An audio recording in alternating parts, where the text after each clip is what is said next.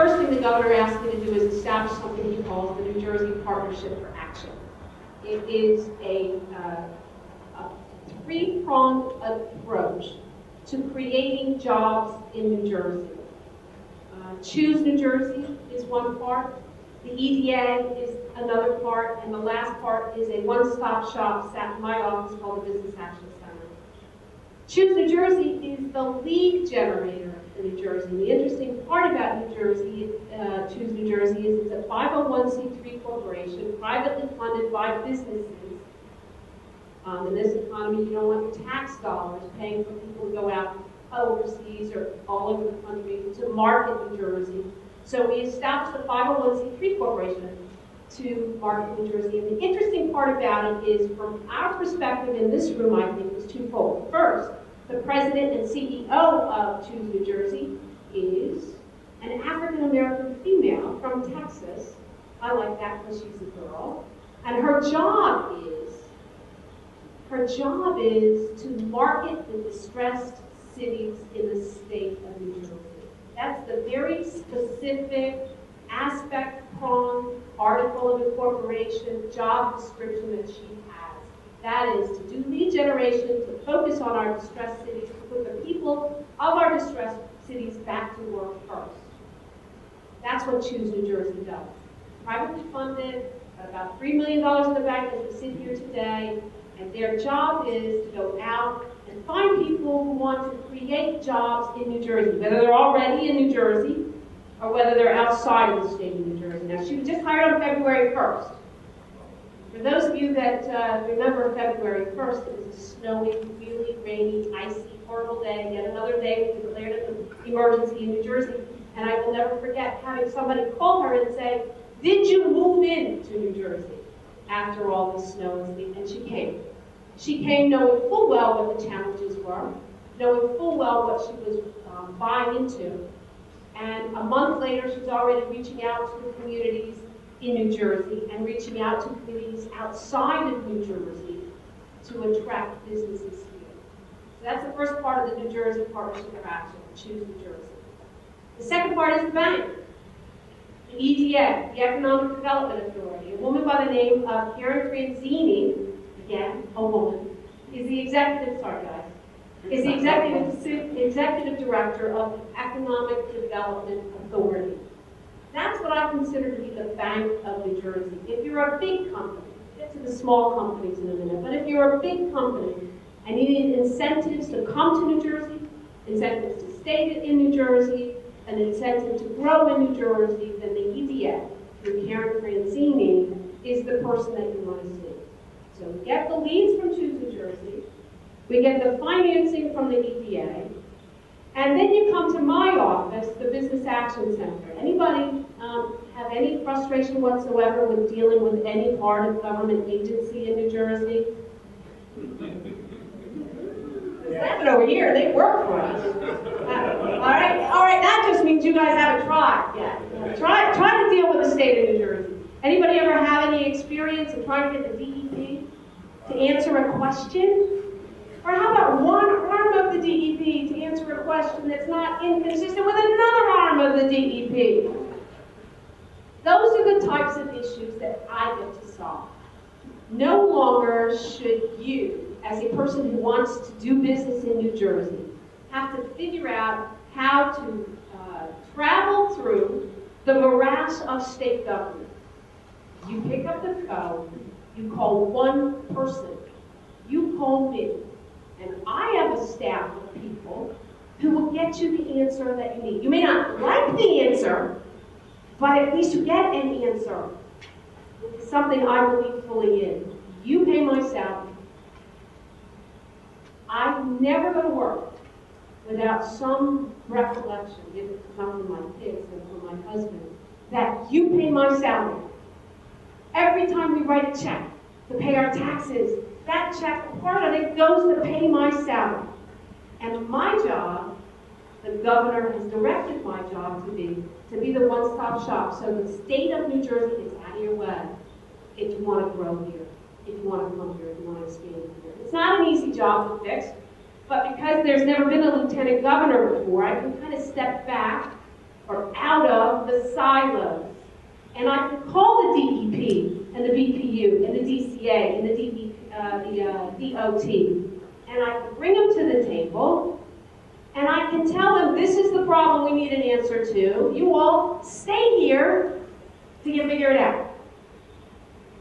And if I get any complaints, I go out my door, take a left, take a right, and talk to the guy that hired them. And that's why I think it's beginning to work. We have a long way to go. But what you need to know, what the message I'd like you to walk away from is twofold here. There's a one-stop shop for businesses that are having trouble in New Jersey, and it's my number. John's right. John Harmon has my cell phone number. Why? Because you pay for it. It is not my BlackBerry. It is your BlackBerry. Your businesses, all you want to do sometimes is get an answer. How do I do this? Where do I get access to funding? Is access available? Where are my training dollars? Why can't I get a simple NFA out of the DEP? You know what that means? Then you're shaking your head saying, I don't know the answer. Simple. Simple things like that that could make you spend hours and hours and hours of man hours should not be on you. It should be on me. And if you don't use the phone and have a complaint about the state of New Jersey, then shame on you. But if you do use the phone and I don't get back to you, well then now you know who to hold accountable. I'm serious about that because New Jersey, as you already know, is the absolutely hardest place in the country for small businesses to get ahead, to open their doors. And I cannot think of a better way to give you confidence that your government believes in you, understands what you're facing, than to give you someone to yell at, or someone to ask questions of, who's in a position to get you the answers. So, what else do we do? Oh, I'm in charge of red tape. The governor has asked me to clear up all the red tape in the state of New Jersey. I'm working on it. One of the things you should know is we do have a business portal. If you're looking at doing business in New Jersey and you want to know a lot of information in one place just to get started, just to kind of look around, please go to the governor's website, the state of New Jersey's website, click on business. And when you click on business, you will get a page that gives you a lot of information, not only about incentives that are available to you, but also about whatever has to be filed when you move to the state of New Jersey or want to open a business. That'll get you a start.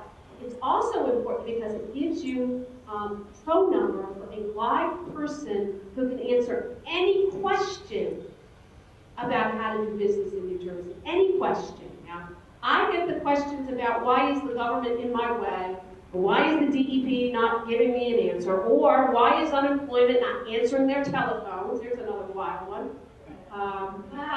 Because I know, I've gotten those tax emails. They answer the question about unemployment not answering their phone. They did have some serious glitches in the last couple of months, but anybody who used my email got access to unemployment and a direct dial number, so they did get the answers they need, and they are working on the problems, and yes, we can do that. Anyway, back to red tape.